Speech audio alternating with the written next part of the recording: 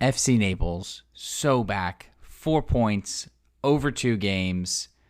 Paul, we're back to FC Naples picking up a win against Westchester SC, not FC. 2-1 at home. Great crowd, great night. Just kind of a classic gritty win. And then as of the recording of this, we are also coming off of a 1-1 draw out in California, getting somewhat of revenge against AV Alta, but a good 1-1 performance. Paul, we had last week off, pretty busy week for both of us. How you doing? Doing well. I had one heck of a travel week. The last weekend was in Michigan for the wedding, like I talked about on the previous episode, and I didn't hold my promise because I did watch the second half of the second half on my phone during the wedding, but I had to. I saw the score line and I said the boys need me here. I'm gonna check this out. But as I flew up for the wedding, Delta lost my bags.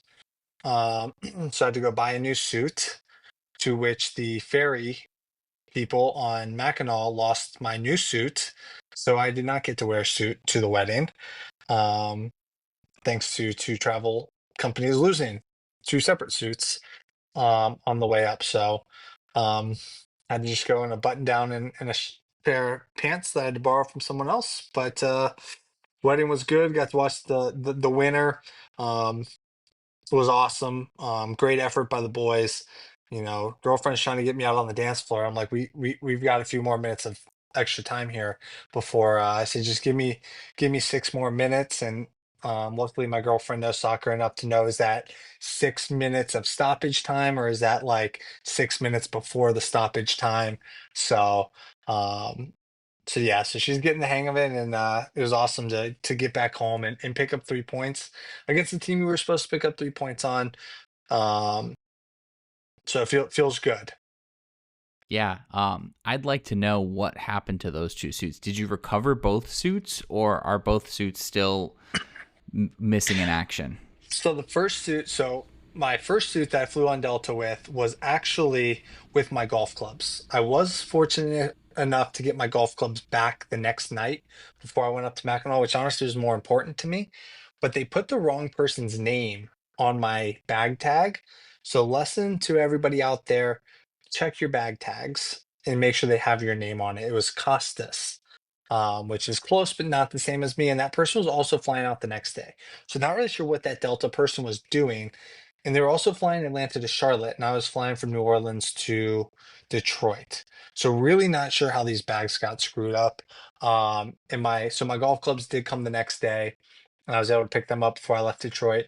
My garment bag did not come until like Tuesday, so I did pick that up prior to returning back to New Orleans. The other suit, so actually the security guy at the ferry brought me in and like showed me all the security footage. It was like, and I saw my other two bags, like they didn't make it to the island. So the way Mackinac City works is they have a ferry from Mackinac City to Mackinac Island. Well, there's another city in the UP, St. Ignatius, in the UP, that goes from Mackinac Island to St. Ignatius, which is on the other side. So they basically just somehow sent it from Mackinac City to St. Ignatius Island, which doesn't have a direct ferry. So somehow it got like mixed up. Yeah, no idea. I couldn't get a straight answer. And I was so frustrated with Delta and now this, that I was like, I don't even care. Give me my suit. They're like, oh, well, do you guys want to drive and pick it up, or do you want us to like have the ferry bring it back? And I was like, I'll just go pick it up. Like, we know where it's at. We don't need to lose it again. And honestly, probably for the best, because it was a sweet salmon jacket that totally would have put the spotlight on me at the wedding. And, that wouldn't have been fair to the bride. So probably for the best that suit didn't make it to the wedding. But yeah, just nuts. And honestly, Delta people, not helpful. Not, they were all, if one person would have had common sense, I would have gotten my suit back.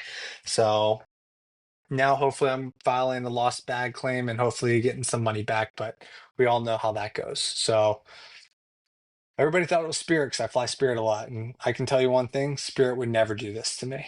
Never. As someone that flies Delta a lot, that pains me to hear. But I'm glad that you did get the salmon jacket back, and it wasn't Mhm. in the Lake Michigan up there.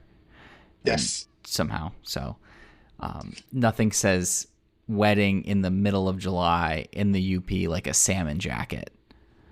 I was the only one over the age of 4 not wearing a jacket at the wedding. So, and At least you had a luckily good story. well, and it kind of became the right. It kind of became the talking point. And I actually ran into the mother and father of the bride in the like maybe an hour before the wedding, and I basically was like, "You'll never believe this," because the sister of the bride picked me up from the airport originally in Detroit, so she already knew I didn't have my first suit. And I got in there and I saw them, saw their family, and I was just like, "You guys are never gonna believe this, but the suit I just bought is also missing." Um, so I did miss half of cocktail hour trying to get my suit back, which was my mistake by even going down to the docks in hopes that it would be there. But Mackinac Island, a beautiful place, 10 out of 10 recommend. If any of our listeners are looking for a summer vacation, Mackinac Island, worth it. Good to know. Good to know. If we ever draw Detroit City in the cup or something, I think it's still 100%. really far from It Detroit is though. So four maybe not. hours. Traverse City was 2 hours away. That's where my parents flew into. So a little better, I guess. There you go. Awesome. Well, yeah, a FC Naples was able to get their suits delivered on time in this game against Westchester. Um, Giving up an early-ish penalty, 14th minute. Watching it live, I thought, no way it's a penalty. Thought the player went down really easy. Saw the replay when I got home, 100% a penalty. Soft, yes. He was onside, unfortunately, so we can't really complain too much about it. But a early penalty to give up, just some mistakes at the back. Watching that game live and in person, I was thinking to myself, oh no, here we go again. Just silly mistakes at the back again. And I was like, oh no, we're going to give up like 3 goals to this team. What are we doing? We need to figure it out. And to the team's credit, they did. From that point on, I don't really think Westchester had any huge opportunities in our area. It was really just a penalty. And yes, they dominated possession, but in that final third, they were pretty toothless, and that was thanks to our pretty stellar defending back there. So exciting first half there, and then Jaden Oden comes up, huge set piece goal, little trickery. I have no idea how he managed to slip it through all of those defenders, but he did. I'm thinking, all right, here we go, goal of the week candidate right here. Great goal. Did not have that one on the bingo card for a little set piece trickery like they did. And then second half starts, and we kind of seem to be on the front foot. Takes us until the 83rd minute for Carson Henderlong. Like we said, like we asked for, he gets back on the score sheet with the goal of the week. Getting pulled down in the box, he says, nah, I can still finish this. Buries it into the back of the net. 2-1 final. FC Naples holds on. We pick up another win. First one since the Union Omaha win at home back in May. Oh, that was a pretty thrilling game. Was with a lot of people whose first game it was, and they absolutely loved it. Can't wait to come back in August. What did you make of the second half live at the wedding? I thought that they did what they needed to do. I think the Henderlong goal was the perfect fitting for that situation. It was kind of back to the way we were early in the year. So it was really great seeing him get on the board, especially since we both kind of challenged him and said, we need you back on the score sheet if we want to get, back to the top of the table. I thought Delgado did what he needed to do. Didn't really feel like there was too much pressure. Maybe one chance late, but definitely was one of those where you're just waiting for that final whistle, and just so the sigh of relief when you hold on um, to get the 3 points at the end. I think it was like 6 or 8 added minutes. Yeah, definitely a big relief at the end, and you could kind of see the players after that. It was so hot too, just a hot, muggy I night, bet. and you could just see the players, the relief coming across their faces once that final whistle went of, all right, we finally got 3 points in the bag. And it was just a really classic win, as much as you can say classic win for a team that's only been around now for a little over 6 months. Just a gritty, we're going to play on the counter, we're going to hit you hard on the counter, and we'll take advantage of the chances that you give us. And we had 2 big chances, maybe 3 big chances. I think we did have a miss kind of earlier in the second half. But taking advantage of our chances, a gritty goal by Henderlong to get back on the score sheet. We had Jaden Onen, who I thought, we were debating this last game and debating it in the last episode. Do we want to see him in the middle or do we want to see him out wide? I thought he's kind of solidified that middle spot for me after that performance. Just dominating it, playing as a true 10, becoming our playmaker kind of through the middle. It seems like the midfield's back and we're not skipping that middle of the midfield to just play down the wings anymore. I don't know if it's saying the midfield's back. I really think that and I'd have to go back to listen to our first few episodes, but I feel like we never had that Yeah. midfield identity. Really from the jump, it was just let those, Farine and Onan run. So I agree with you that him being there, and I think we both talked about it after the Tampa Bay game, like, hey, let's not overreact to a little bit of a butt kicking um, against the championship side. Let's see how it works against some League One opponents, and we do have 2 sample sizes now where I think we're both pleased with him in that slot. Yeah, it seemed like him and Torreos were kind of switching on and off. Like I couldn't really figure it out, but he kind of tended to be more in the middle. I think on the starting 11 sheet that the club put up, he was playing on the right-hand side. We were in a 4-3-3 almost, but I didn't think that's how we ended up playing. I thought it was more of a 4-2-3-1, with Henderlong playing as a true center forward. Heckenberg playing right back. Credit to him. I thought he did really well for someone playing out of position again. But it seems like Coach Matt Boland really kind of messing around with that right back position. And this game, I thought Heckenberg did fine and did everything he was asked for, along with Dangler, Evans, which we've kind of said all year, and Glasser. Really not giving them much to work with. What did you make of that decision? When it comes to the tactics, I think that I am still in the beginning stages of really understanding of who plays best where. Like I wouldn't have even thought of Onan being in the middle. Um, but I think that you know, it's one of those things that I think a change was needed, and I think he deserves to be in the starting 11. Um, so I think moving him back there, he does have some good pace. Um, so I think it's one of those things that it could work out. Um, but I think it could also be a temporary decision to just see how it works. And if it keeps working, we'll keep it there. Was that the same move against AV Alta? Um, Due to some fatigue, I was unable to watch much of that. But was that a move he made for that match as well? Yeah, it was one of those again where he was just kind of all over the pitch. Him and Farine were just, I thought, playing on both wings at any given time, and Onan kind of tended to drift towards the middle, but they were just kind of more of a Hmm. free roaming, I thought, against AV Alta. Granted, I was watching this at well after 11 p.m. Pretty tired, and I don't know why I decided to stay up to watch it and why I decided to get a cold brew coffee at 5:30. But I was committed and did doze off, but woke up around the 75th minute to see our wonder strike.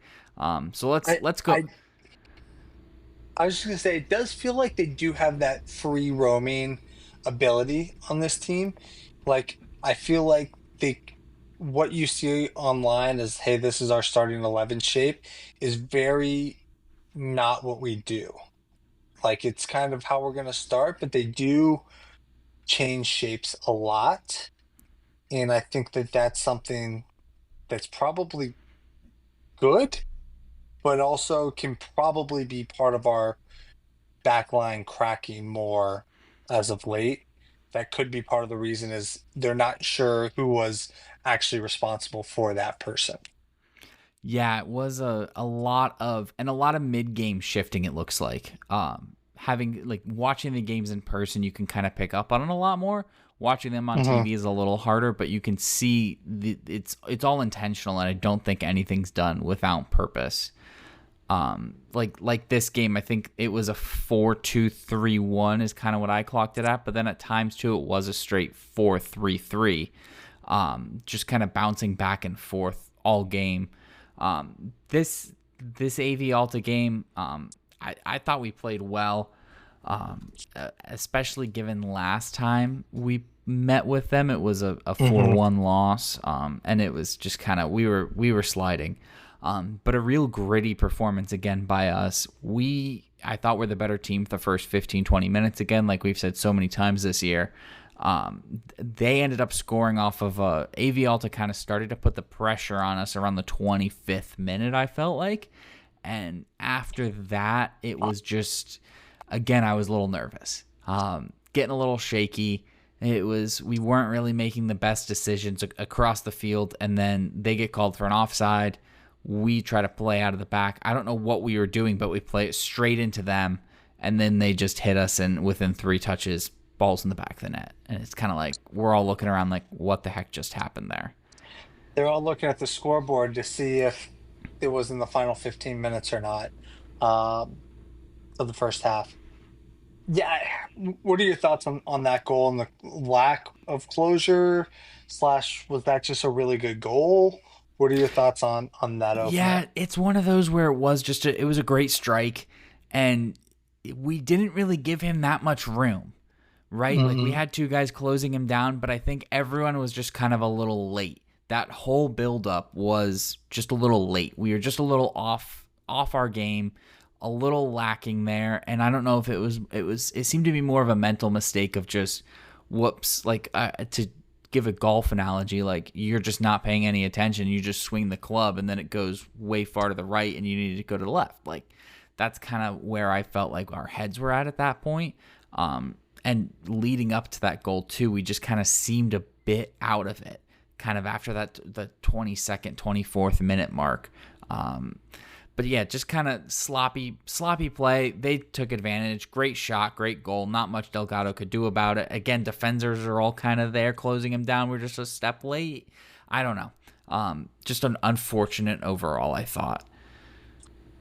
Yeah, I think you can tip the cap to them a little bit. It was an outside the box goal. Yeah, we probably could have closed on them better. Uh, but you also sometimes got to tip your cap to your opponent, and that was a good goal. Um, I think hindsight 2020, and if the guys played over a little bit differently, they probably would have. But um, I Yeah, I don't think think it's as so. It wasn't a red flag to me like that. A lot of our goals that we've been giving up lately have been red flags. This one, hey, that's a good goal. Yeah, I think my issue with the goal the most was just the lead up to it because we're playing out of the Hmm. back after a free kick given for the offside, and it's just sloppy. It just doesn't look good, and it's like, what are we doing, guys? Like, come on! And then of course they score, and yeah, it's a great goal, but it was frustrating. But Hmm. yeah, not a red flag. It's more so the build up to the goal where we just kind of seem to be not didn't have our head in the game at that moment in time. But then we did bounce right back. And 38th minute, I thought we should have scored. We should have scored again. Had a big chance coming across, and it really seemed like we had a bunch of chances kind of leading up into the end of the second half, which was a nice change of pace of instead of being on the edge of our seats of, oh my gosh, are we going to give up a goal here in the final 10 minutes? We were kind of on the front foot, whipping balls into the box, having balls kind of fall outside the box and taking shots. I did say to myself watching this after about the third shot from outside the area, I was like, we're never going to, after Onan's goal against Chattanooga, I was like, we're never going to score a goal outside the box again. And then little did I know, would be proven wrong late on in this one. Halftime kind of comes and goes. I thought, started again on the front foot. Perpa had a great chance. I think Cisneros had another chance. Ian Cerro had a good chance. Henderlong had a few good chances where the ball was just kind of bouncing around the box and he was moving right to it and just couldn't get it, and it was almost like they were double teaming him again, just within the area. Pretty decent defensive performance from them, I thought, but finally, right at the 90th minute, I think it was 91st, technically, because it was like just over 90 minutes when we get the corner. Cisneros just kind of comes out of nowhere and just buries it top bins. Oh, I've watched that goal back way too many times. I think we're just going to keep racking up goal of the week winners within our team. What did you take of that goal, Paul? So like I said, I wasn't feeling great yesterday. Was not able to make it to the late night kickoff as much as I was looking forward to the Poirier Holloway fight on one screen, AV Alta FC Naples on the other. Didn't happen that way. But the first thing I saw on my timeline this morning when I woke up was his game tying goal late. What an unbelievable goal. Um, and you're right. We do seem to rack up a lot of goals of the week. And do you think that that is something that is concerning to the longevity of success? As much fun as it is, and I love all the goals of the week, but there's something to be said about all of our goals are unbelievable versus the ones we give up seem to be a little easy. Uh, so is that something that you think is a cause of concern? Yes and no, because I think we created all the chances, right? So Hmm. I think it's just unfortunate bounces here and there didn't allow us to score earlier on, or it's just guys leaning too far back to try and score, or I mean, they had their guys kind of get in the way of a couple shots as well, and just kind of good defending. So yes and no. Like the Henderlong one, I think if he doesn't score there, that looked like a penalty last weekend. Yeah. He's being dragged down in the box and he manages to score. Like it's awesome. If not, it's a penalty. Like we're still putting Hmm. ourselves in the right spots. They're not as much so worldies from the logo, if there was a logo, right? Like the own in goal. If we were Hmm. only scoring those, then I would be concerned. But these, we're putting ourselves in the spots to finish these chances, and they just look really good.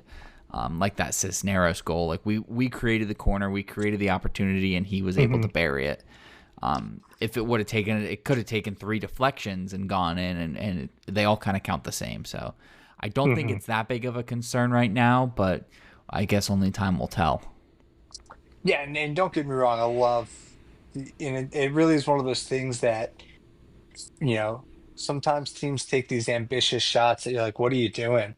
But really, I mean, we score so many crazy goals that for us, any shot that goes on net, some part of you thinks that it will result in somebody finding the back of the net, even if it's not the striker, actually taking the kick.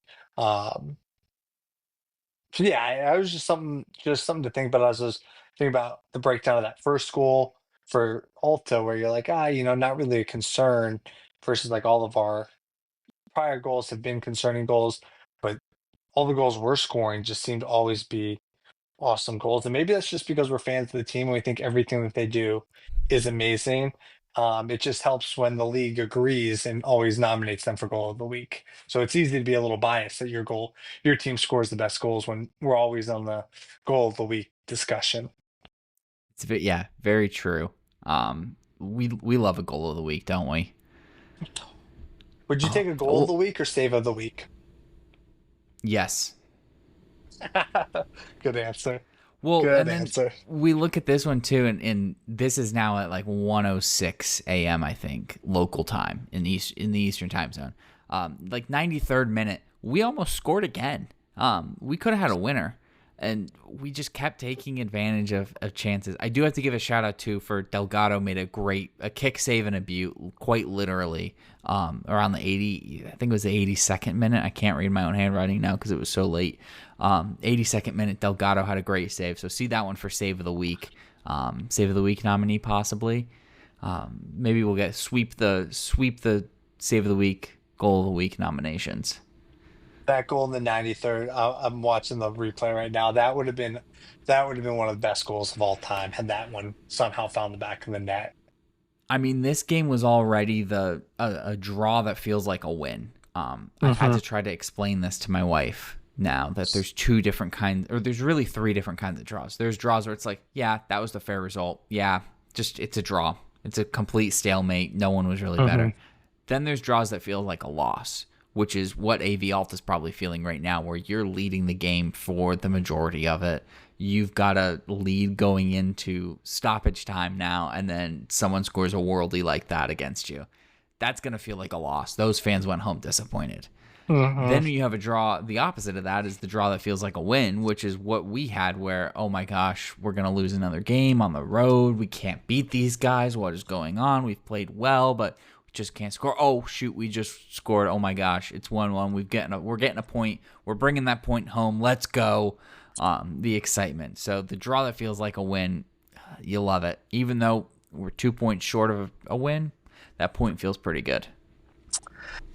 Yeah, I agree. I think that one does is going to feel awesome. I do have a question. Do you know how the playoff works in terms of is it a home and home or is it just one game? Do you know how that works? I have no idea, and we should probably start doing our research because right now we sit in sixth on 16 games played with a record of 6 wins, 5 draws, 5 losses, plus 2 goal differential, which is good enough which totals 23 points on the year.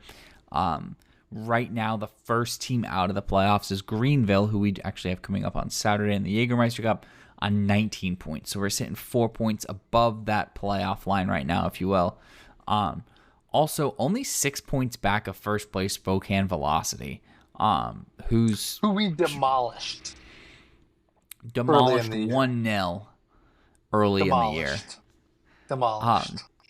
Chattanooga Red Wolves, the arch rival, currently sitting second on 27 points. They just they demolished Spokane on Who Saturday did? 3-0. Who did? Chattanooga beat Spokane 3-0. So Westchester, I'm reading this. Westchester got a 3-0 victory over the Spokane Velocity because Velocity had to forfeit for an eligible player. That's good for us. Yes, very good I for didn't us. see that. So the It's all reason pretty. the reason I was asking that is I didn't think about that. I thought that this was like an East-West breakdown like the MLS was. But as I was looking at it, I'm like, this is the top 1 to 8. Could you imagine if it was a home and home type fixture and you've got Spokane and Portland Hearts of Pine as the two, that'd be the 1-8 matchup where they gotta fly. It would be a crazy playoff, but it is a single elimination fixed bracket. So I would assume that's a one game at the Yeah, home higher seed. But it was fun to interesting. think about for a second that the Velocity and Hearts of Pine were going to have to fly across the country just to play each other in the playoffs. Yeah, definitely a lot of airline miles in this league. And it's just like a big group of teams right now on between 20, 23, 26 points. So a win and some help in the goal difference category could bump us up to third after the next league games, or we could be down in eighth. It's all really tight right now. I mean, you've got Richmond Kickers in 10th on 16 points, so there's a decent gap there, but a lot of games still to be played. Which we're gonna switch back to the Jägermeister Cup. Not sure if I'm actually gonna break the Jägermeister out of the freezer for this one, although we did get Jägermeister shot glasses at the last game, We which is did. pretty cool. We're not sponsored by Jägermeister, and I'm kind of glad we're not, having done more shots of Jägermeister. But Saturday, we're back in Greenville. It's going to actually be at Greenville this time, not in Clemson.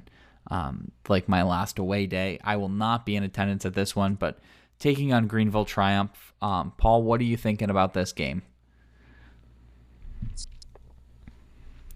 You don't ever really want to say games don't matter, but this one does not matter. If there's ever a night to take off and plan date night with your girlfriend or a boyfriend or whatever situationship you're in, this would be the one you give up. Not worth causing a fight to catch this match. Hopefully, it's one that we're resting. I imagine our starting 11 will all play some sort of minutes throughout the game, but this is one that only the diehards will be watching because really the only thing we'd be doing is having Greenville play less games. So it's almost in our benefit to, I'm not going to say it, but having our guys well rested for next week's league matchup far more important than the match Saturday. So I think it's one of those games they're going to go out, they're going to play, they're probably going to work on some stuff, but I'm not going to leave that game with any high positive thoughts or low negative thoughts. Yeah, Greenville's got a lot more to play for than us in this one. Tampa and Greenville sits on 6 points. Tampa Bay Rowdy sitting on 7 points right now. If Greenville beats FC Naples on Saturday and Rowdies don't win, Greenville's gonna win the group in advance, which would be kind of cool to see. Not that you're gonna cheer against FC Naples, obviously, but Never. never. But also would be kind of cool to see a League One team win the group. If it's not us, might as well be them. But yeah, I think some squad rotations kind of in order. Maybe some tweaking, just kind of messing around, seeing what we've got on the bench. Right. The club did announce Justin Weiss retired. He's going to move on to the next chapter, and he had come in, scored 2 goals for us. So I think we're going to need to find a new striker, someone to back up Henderlong and someone to maybe play with Henderlong going forward. We still got a lot of soccer to play, and injuries happen at any given time. So maybe we're going to try someone else in that number 9 spot up top.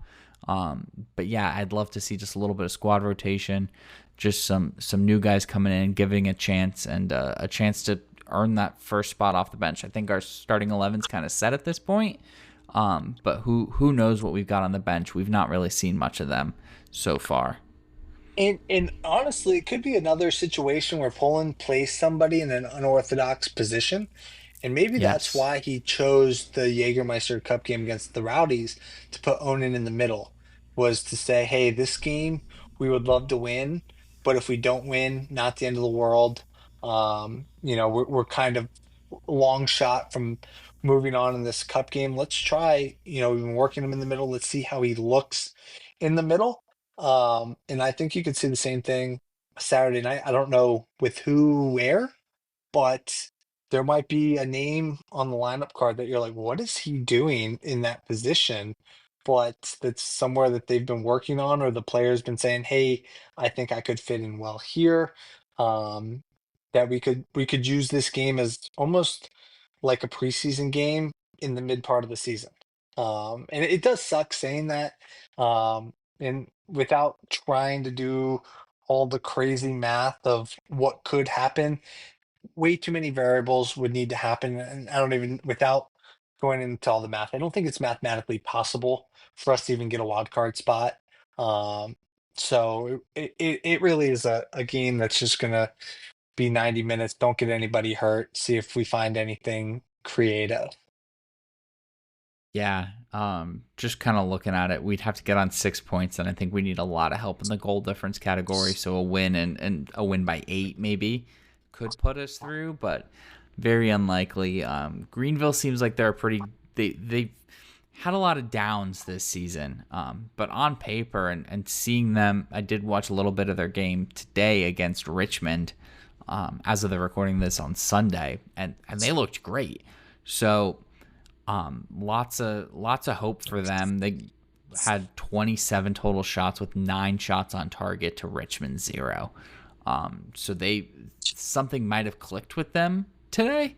So who knows what we're walking into in Greenville on Saturday at this point. That's off. And before that, they had lost to Ford Madison and Portland, who loses to Ford Madison this time of year. Sorry to our friends at Ford Madison. I think you make a good point there too, and I as we've watched a few of these other teams play, not just us, I think all these teams are going to find form for stretches, and all these teams are going to fall out of out of form for stretches. And it's a long season with a lot of miles, and at the end of the day, if we can just get into the playoffs, and as great as obviously we want to be top of the league, um, but kind of with the bunch that we've kind of the bunch up you're seeing. I don't think you'd be getting a huge opponent advantage come playoffs time by being the one seed versus, I mean, right? Like obviously 7 and 8 are 3 points behind us, but we're 4 points behind second. Like that gap there is so narrow. And some teams have played less and some have played more games, whatever. But really just getting in and being in form is what's going to be most important come October, Yeah, which is just crazy that this league goes so long.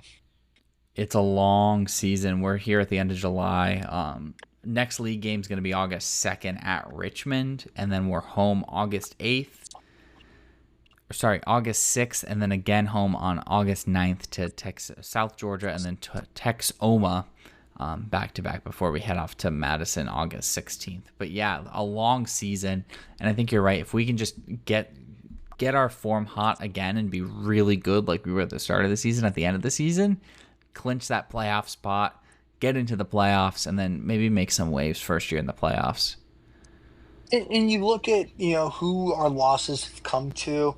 Um, obviously the Tormenta one's not great, but um, our other losses, our draws have been fine, right?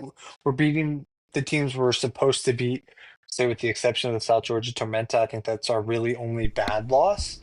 But there hasn't really been any other games that are super concerning based on the results. So in the great equalizer last night for AV Alta, um, brings back hope in the win against Westchester, Westminster, SC, whatever they want to call themselves. The Snowbird Derby, they were calling it, The which I love. Snowbirds.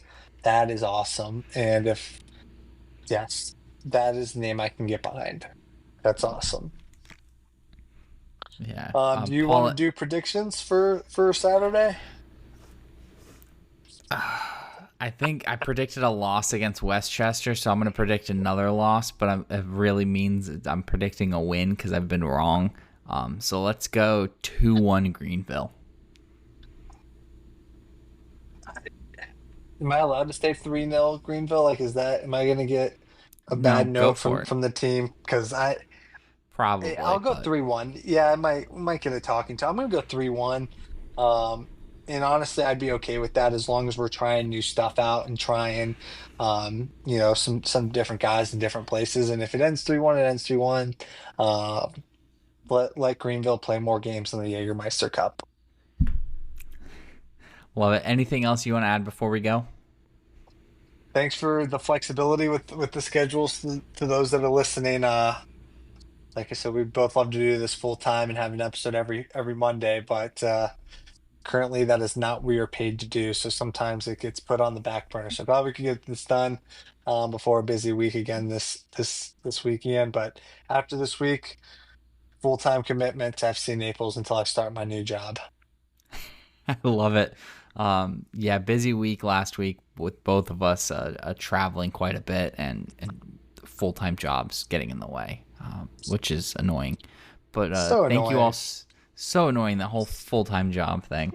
But thank you all so much for listening. Please get in touch with the show. Follow us on Instagram. Follow us on Bluesky. Message us. Email us. We'll put it all down in the podcast description.